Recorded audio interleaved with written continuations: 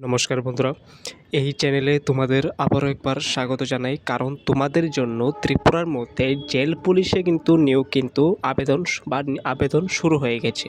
যেখানে তোমরা শূন্যপদ কিন্তু ১৯০০ এর মতো বা ১৯০০ এর বেশিও তোমরা কিন্তু শূন্যপদ দেখতে পাবে।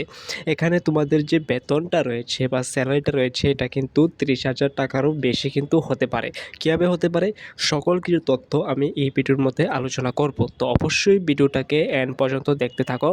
এবং যারা এখনও ভিডিওটাকে একটা লাইক করোনি ফটাফট লাইক করে দাও, এবং যারা এখনও চ্যানেলটাকে সাবস্ক্রাইব করোনি সাবস্ক্রাইব করে দাও। তো চলো ভিডিওটাকে শুরু করা যাক।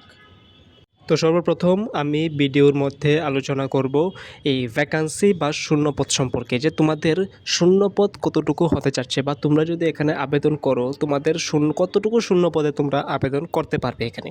তো তোমরা থাম্বনেল দেখে অবশ্যই বুঝে গেছো যে তোমরা ১৯০০ এর বেশি কিন্তু শূন্যপদ এখানে তোমরা দেখতে পাবে বা আবেদন করতে পারবে। এটা কিন্তু একটা টেন্টেটিভ বা প্রভিশনাল একটা ভ্যাকান্সি, যেটা পরবর্তীকালে কিন্তু বাড়বে। এটা তোমরা বুঝে রাখতে পারো বা আমি এটা জানিয়ে রাখি তোমাদের। তো অবশ্যই তোমাদের জন্য একটা দারুণ একটা সুযোগ ত্রিপুরা জেল পুলিশে। যারা জেল পুলিশে মানে যেতে চাও বা ইচ্ছা, তোমরা কিন্তু এখানে অবশ্যই কিন্তু আবেদন করতে পারবে। এখন বেতন অর্থাৎ স্যালারির কথা যদি একটু আলোচনা করি, তাহলে তোমরা কিন্তু এখানে ৩০,০০০ টাকারও বেশি তোমরা বেতন কিন্তু এখানে দেখতে পাবে।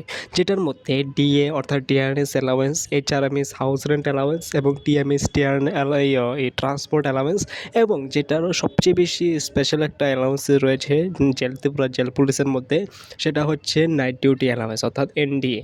তোমরা কিন্তু সরকারি ভত্তা অনেক কিছুই পেতে পারো এখানে, যার ফলে এটা কমপক্ষে ৩০-৪০ থেকে ৫০,০০০ টাকার মধ্যে কিন্তু স্যালারিটা মোটমাট চলে যায়।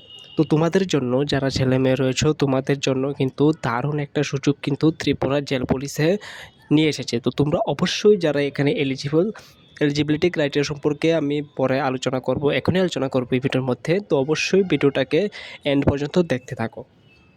এখন যোগ্যতা অর্থাৎ এলিজিবিলিটি ক্রাইটেরিয়া সম্পর্কে যদি আমি একটু আলোচনা করি, তাহলে তোমরা যদি ত্রিপুরা জেল পুলিশে তোমরা যদি আবেদন করতে চাও, তো তোমাদের মিনিমাম এডুকেশন কোয়ালিফিকেশন কিন্তু 10 পাস হতে চলেছে।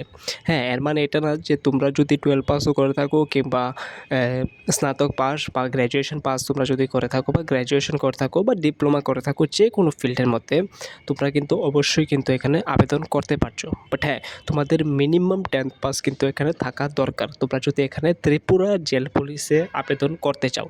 তো তোমাদের জন্য দারুণ একটা সুযোগ কিন্তু ত্রিপুরা জেল পুলিশ নিয়ে এসেছে। ওকে, তো আমি ত্রিপুরার প্রধানত জেল পুলিশ নিয়োগ সম্পর্কে প্রতিটা তথ্য আমি ভিডিওর মধ্যে আলোচনা করেছি। তবুও আমার তোমাদের মনে যদি কিছু ডাউট থেকে থাকে, তো অবশ্যই আমাকে এই ভিডিওর কমেন্টে জানাবে, আমি রিপ্লাই দেওয়ার চেষ্টা করব। এবং যারা এখনও ভিডিওটাকে একটা লাইক করোনি ফটাফট একটা লাইক করে দাও, এবং যারা এখনও চ্যানেলটাকে সাবস্ক্রাইব করোনি সাবস্ক্রাইব করে দাও। তো চলো ভিডিওটাকে এখানেই শেষ করা যাক।